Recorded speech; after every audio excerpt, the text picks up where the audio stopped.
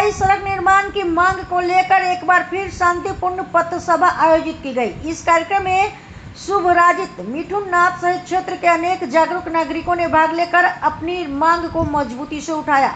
उपस्थित लोगों ने सरकार और संबंधित अधिकारियों से मेहरपुर के लिए टिकाऊ एवं अस्थायी सड़क का शीघ्र निर्माण कराने की मांग की तथा उम्मीद जताई कि इस दिशा में जल्द प्रभावी कदम उठाए जाएंगे। রাস্তার পাশে নালার কোনো বন্দোবস্ত নেই, জল যাওয়ার কোনো বন্দোবস্ত নেই। এইখানে এত ব্যস্ত রাস্তার উপরে কোনো ট্রাফিক পুলিশের মোতায়েন নেই স্থায়ীভাবে। এইখানে রাস্তার দুপাশেই অবৈধ পার্কিং, রাস্তার পাশে পাশে গাড়িগুলো দাঁড়িয়ে থাকে, যার জন্য এই যানজটের নায়ক যন্ত্রণা আমরা ভোগে আসছি বছরের পর বছর থেকে। আমরা সবাই আশা করি যে আমরা এই দুর্ভোগ থেকে, এই অশান্তি থেকে যেন কোনোদিন বেরিয়ে আসতে পারি, কিন্তু কে আমাদের বের করে আনবে এখান থেকে? এই দুর্ভোগ থেকে বের হতে গেলে আমাদের নিজেদেরকেই উদ্যোগ নিতে হবে। আমরা যদি আশা করি যে আমাদের জনপ্রতিনিধি, আমাদের প্রশাসন নিজে থেকে ওদের দায়ভার নেবে, ওরা নিজে থেকে ইনিশিয়েটিভ নিয়ে আমাদের এই দুর্ভোগ, এই ভোগান্তি থেকে আমাদের উদ্ধার করবে, সেটা গত 5 বছরেও হয়নি, গত 70 বছরেও হয়নি, আগামী কেন হবে না? আজকে কিন্তু আপনাদের সামনে একটা সুযোগ এসছে। আপনাদের ভাই বোনেরা রাস্তায় নেমেছে এই গণদাবি নিয়ে।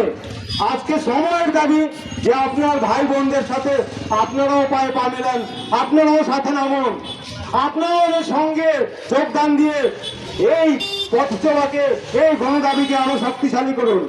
এবং বিশ্বাস করুন, সবাই যদি আমরা একসঙ্গে নামি তাহলে প্রশাসন আমাদের দাবি মানতেই হবে এবং মানবেই। আপনার একটা উদাহরণ দিয়ে বলি, গত 5 বছরে আপনারা দেখেছেন কি যে এইখানে মেডিকেল রোডের উপরে স্থায়ীভাবে ট্রাফিক পুলিশ মোতায়েন হতে দেখেছিলেন? কিন্তু গত 1 সপ্তাহে দেখবেন ট্রাফিকরা দৌড়াদৌড়ি করছে এখানে। গত 1 সপ্তাহ 10 দিন থেকে দেখবেন এইখানে ট্রাফিকের টোকেনগুলো দৌড়াদৌড়ি করছে। এগুলো এমনি থেকে দৌড়াদৌড়ি করছে না। এটার কারণ হচ্ছে যে আমরা মেহেরপুর আর ঘঙ্গরবাসীরা আন্দোলন গড়ে তুলেছি। আমরা প্রশাসনকে বাধ্য করেছি যে তারা যেন এখানে ট্রাফিক পুলিশ মোতায়েন করে। আমরা বাধ্য করেছি ওদের, তারা যেন এইখানে টোকেন দেয় এবং অবৈধভাবে যে গাড়িগুলো দাঁড়িয়ে থাকে ওদেরকে উঠিয়ে নিয়ে যায়। এখন কথা হচ্ছে, আমরা যদি আবার চুপ হয়ে যাই, আমরা যদি আবার নীরব হয়ে যাই, তাহলে 10 দিন পরে আবার সিচুয়েশন সেম হবে। যে তিমিরে ছিলাম আমরা, সেই তিমিরেই আবার চলে যাব। আবার দেখবেন ট্রাফিক পুলিশ যেন কোথাও হয়ে গেছে, আবার দেখবেন রাস্তার দুপাশে সেই গাড়িগুলো সারি সারি দাঁড়িয়ে আছে, আবার দেখবেন যে ওই যানজটের নায়ক যন্ত্রণায় আমরা ভুগছি।